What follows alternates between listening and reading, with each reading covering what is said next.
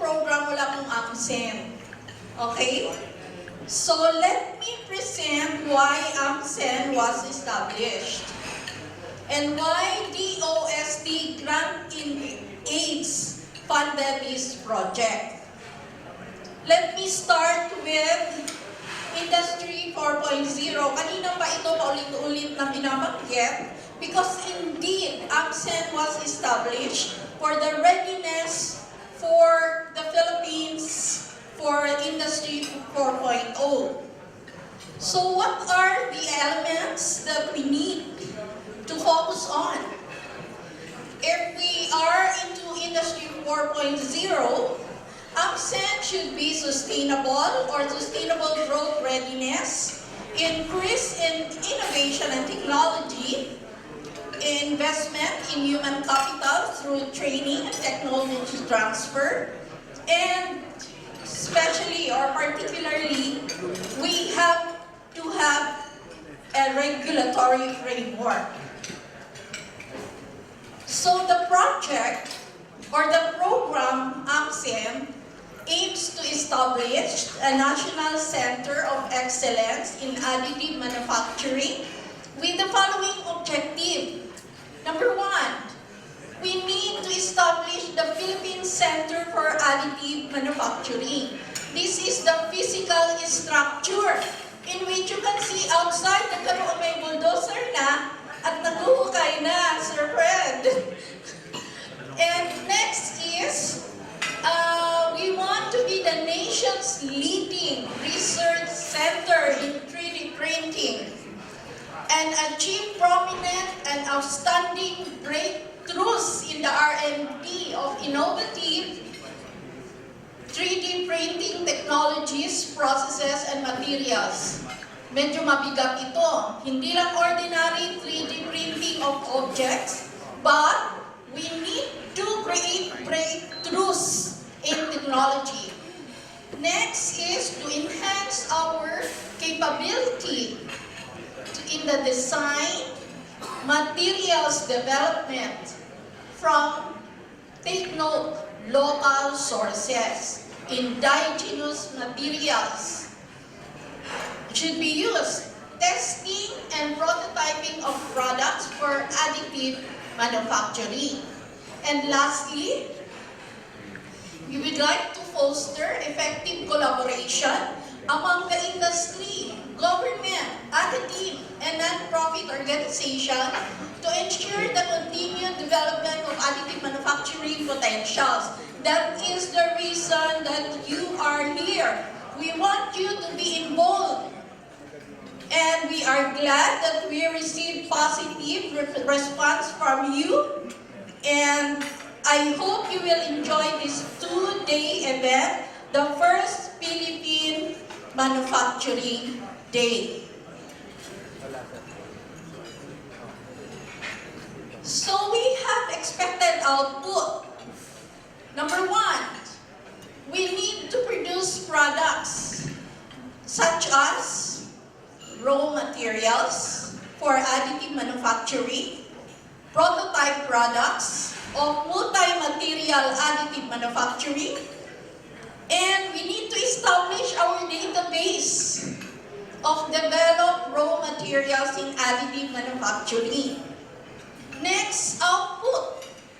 We need to optimize the process for multi-material additive manufacturing and formulation for raw materials for multi-material additive manufacturing, and we need to develop new processes for multi-material additive manufacturing. Then, ito yung mga scholar. The next output is publication. In publication, we need to be able to produce scholarly work that are publishable in ISI Index journals. So actually, ang commitment namin napaka-bigat, I should say, 21 papers in the 3-year program and presentation of at least 4 research output in local and international conference per year. And lastly, AMCEN will provide services on material materials development, standards, recommendation, and product prototyping. So for all this output, we should be able to deliver in the next 3 years. And take note, we are now on our 9th month of our first year in operation. So it is indeed a challenge for us. The services that we will offer for AMCEN are the following. We will offer training. We will offer materials for R&D. We will offer prototyping, testing, evaluation, R&D collaboration, design concepts, policy standards, and education promotion. So what have we done for the past 9 months? We held our first stakeholders forum on additive manufacturing last January 14, and we had a total of 60 participants from the academic, industry, and government agency. And another forum or summit was held last March 15 in MRIDC Titanium Auditorium. And the theme of the summit was Printing the Future Layer by Layer. And this was well attended, wherein we had 150 delegates from the industry, private, organization, academe, and government agency. And so, the program had 2 projects. The first project is being undertaken by ITDI, which is an acronym of MATDEV, or otherwise, the project is called the Development of Multiple Materials Platform for Additive Manufacturing. And the second project is handled by MIRDC, which is called the Rapid ADMATEC, which is the Research on Rapid and Advanced Prototyping for Product Innovation and Development using additive manufacturing technologies. And this second project will be discussed in detail by Engineer Fred. So for MATDEV, we can connect to the different laboratories of ITDI. So for materials development, we have the following processes. First, we do materials R&D, materials processing, which will make use of the facilities at the NanoLab. And for materials characterization, we can use the facilities of ADMATEL as well as at NanoLab. And for prototyping, because we are also purchasing 3D equipment wherein we could translate from raw material to 3D printing objects by prototyping. And lastly, not only printing the object, but performance testing will also be done at ADMATEL and Standard and Testing Division, as well as NanoLab. Okay, so how does this connect with Rapid ADMATEC? So once we have developed this product, we can connect with Rapid ADMATEC, or we could translate the developed product for prototyping at Rapid ADMATEC. MIRDC has various facilities. They have the rapid prototyping facility, they have the physical metallurgy, and they have the chemical laboratory. And they have facilities for 3D CAD modeling and optimization facilities. They are going to purchase 3D printing prototype facility, in which Engineer Fred will discuss later.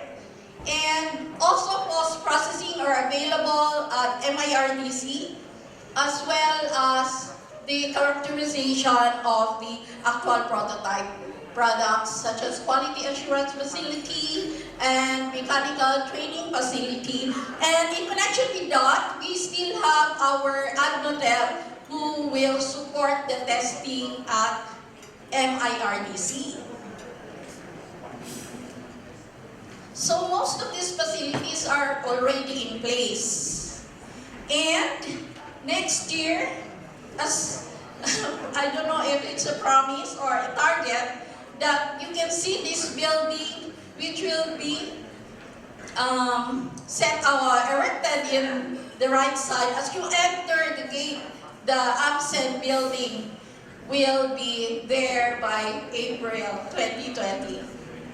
We're keeping our fingers crossed. Well, other activities that had been done, there was a groundbreaking ceremony of AMSEN last March 15. And this AMSEN is located here in the compound of MI where you are in, just beside the proposed AMSEN building. And there is another facility called the MatDev facility or laboratory, which will be established on the other side of DOST, which is in the compound of ITDI. So let me discuss what is MatDev. MatDev is a facility which will conduct R&D of raw materials for 3D printing. So this will be conducted at the Material Science Division and using the facilities of Admatel and Nanolab. And this study aims to establish the materials development facility for additive manufacturing. Specifically, the objectives are, we are going to establish the facility itself in our Material Science Division. And also, our objective is to enhance the capability of our researchers. And next is qualification, characterization, and development of our local materials for single and multiple materials additive manufacturing.